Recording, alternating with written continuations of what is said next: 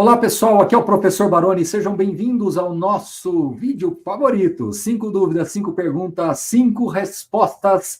Vamos lá, mas quero lembrar a todos vocês antes, curtam o vídeo, compartilhem com os amigos, assine o canal se você ainda não é inscrito e deixe seu comentário, tá bom? Coloque sua dúvida aí, quem sabe a gente já vai usar aí no próximo vídeo.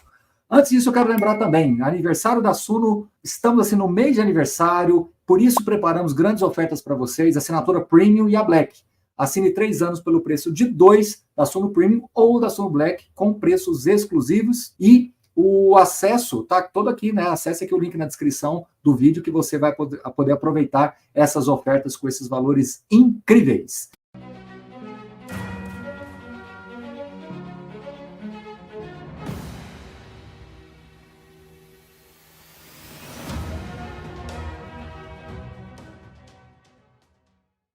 Vamos lá. Pergunta número 1. Pode falar sobre fundos cetipados? Os fundos imobiliários cetipados, a gente acaba também não trazendo aqui uma cobertura específica sobre eles. Do ponto de vista de alocação de portfólio, é muito semelhante aos fundos imobiliários. O que realmente diferencia é como esses ativos são negociados depois, né, que termina ali a oferta pública.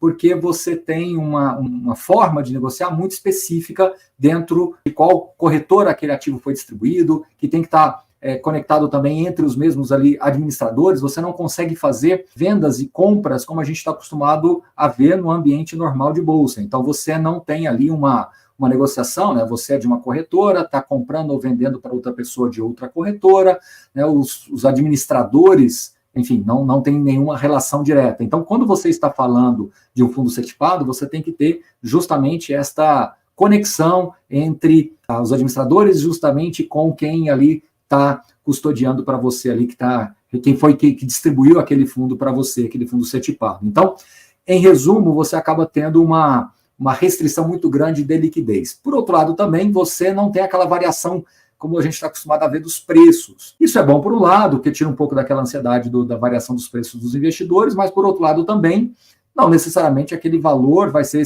o valor que efetivamente você vai ser comprar ou vender no futuro. Então você também vai descobrir o preço ali na hora que você eventualmente precisar fazer alguma negociação e precisar de alguém para fazer essa compra ou a venda para você. Então você tem uma certa, eu diria assim, uma precificação um pouco fora daquilo que a gente está acostumado no nosso dia a dia aqui. Então vamos repetir sinteticamente. O fundo cetipado, na sua essência, do ponto de vista de estrutura mesmo. Então você pode ter um fundo cetipado de galpão logístico, você pode ter um fundo cetipado de desenvolvimento, fundo cetipado de papel. Então, isso efetivamente não muda. A matriz ali interna do fundo não muda. O que muda é o ambiente de negociação, precificação, liquidez, algumas restrições que você tem entre administradores para serem negociados, né, corretoras a serem negociadas. Então, basicamente, é isso, tá bom? Questão número 2. Não entendo como uma alavancagem pode ser benéfica. Se eu tomo uma dívida, automaticamente já estou no prejuízo. Pode explicar? Cuidado, quando você toma uma dívida, você não está no prejuízo automaticamente, você passa a ter um passivo automaticamente. Você tem uma obrigação automaticamente. Mas se você pegar esse passivo, essa obrigação, e destinar a um investimento cujo retorno seja maior do que aquilo que você está tendo de despesa com a alavancagem, automaticamente, aí sim você está gerando valor. Se você fizer um investimento que não necessariamente vai ser bom, como a alavancagem, aí você vai estar destruindo valor para o investidor, tá? Então, a alavancagem, sim, ela aumenta o risco, ponto.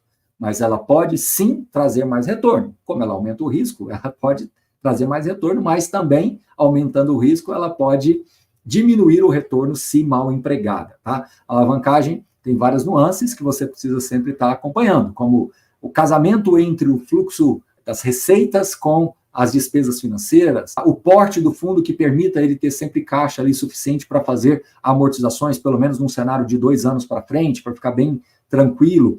Uma premissa de gestão ativa, o gestor sempre está ali reciclando o portfólio, porque esse principal pode ser usado para pagar a amortização, né, do saldo devedor. Basicamente é isso, você tem que contextualizar para entender como a alavancagem pode ou não gerar valor. Então, não é porque você tem essa alavancagem, essa dívida, você já está no prejuízo. Tudo bem? Questão número 3. Se os FIIs pudessem reter 10% do lucro, não seria melhor que os atuais 5%? Cada escolha é uma renúncia, né? Se você começa agora a reter mais 10, 15, 20, 30, você está diminuindo o payout, você está desfigurando ali o que seria um ativo basicamente usado para renda, né? Poderia ser melhor por um lado? Poderia ser melhor. Por outro lado, também alguns investidores poderiam ficar aí com as suas rendas menores e, de repente, não gostarem, né? Fato é que a lei é clara no sentido de que é 95% do resultado semestral. E qualquer coisa que fuja disso, para que o fundo não se desenquadre, você tem que aprovar em assembleia por motivos extraordinários para aquele semestre, tá? Então, se porventura um fundo precisar reter mais do que os 5% para que seja para uma alavancagem, né? Talvez tenha tido algum problema, ou para fazer uma grande reforma sem precisar de emissão, ele pode chamar uma assembleia e buscar essa aprovação. Claro que os fundos ficando maiores, isso vai ficando mais difícil. Por outro lado, fundos maiores, eles já têm naturalmente mais caixa, mais fluxo, no sentido de compras e vendas a prazo, então você consegue equacionar isso melhor dentro da estrutura do fundo.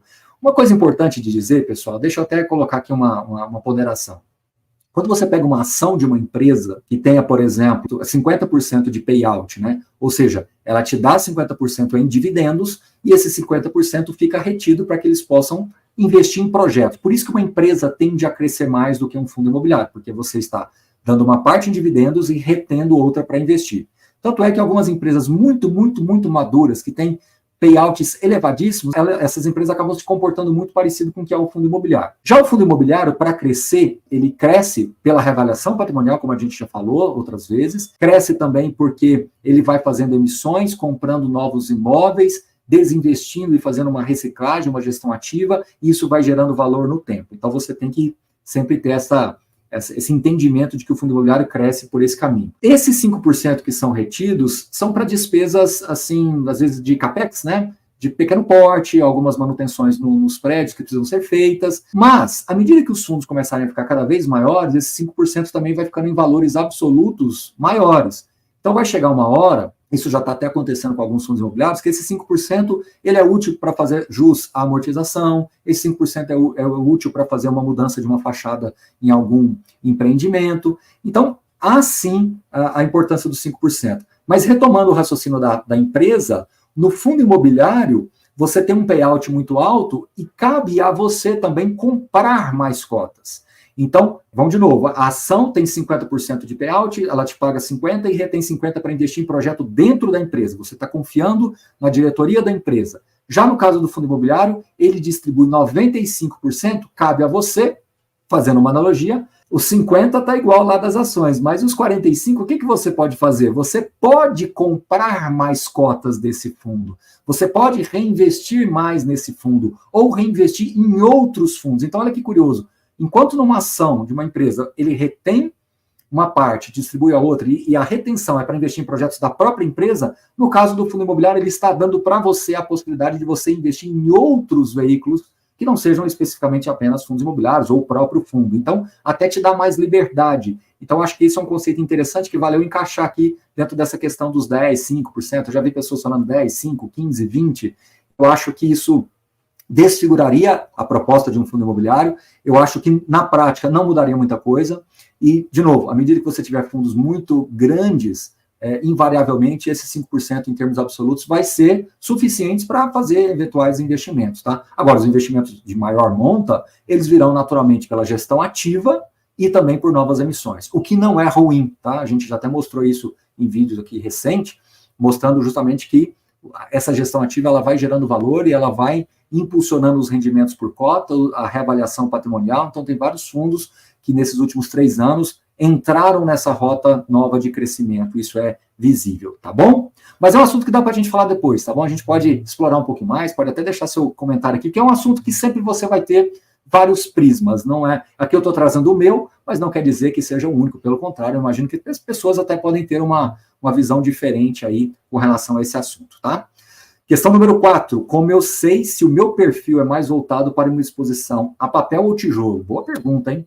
Primeiro que perfil é uma coisa muito complexa da gente definir aqui num vídeo de uma maneira ampla, tá? Então esse é o primeiro ponto. Mas um outro ponto que eu gosto de ponderar é o seguinte, muito vai depender do que você tem que não seja fundo imobiliário, vai dizer muito sobre você.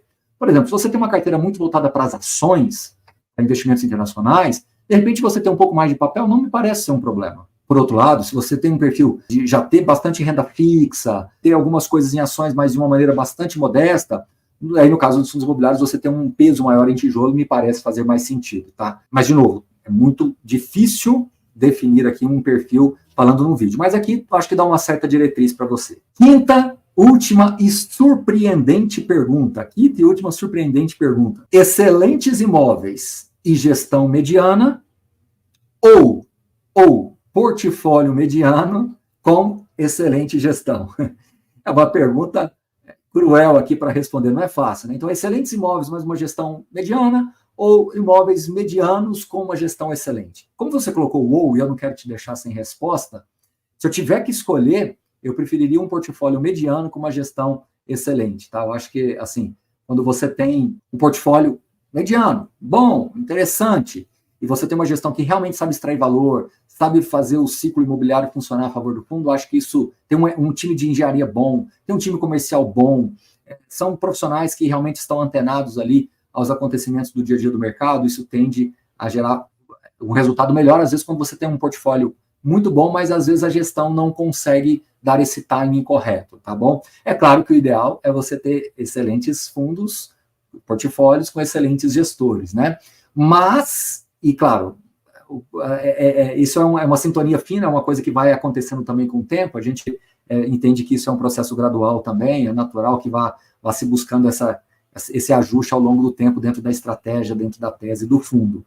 Mas, para não te deixar sem resposta aí, eu preferiria a segunda opção, portfólio mediano com excelente gestão, tá certo?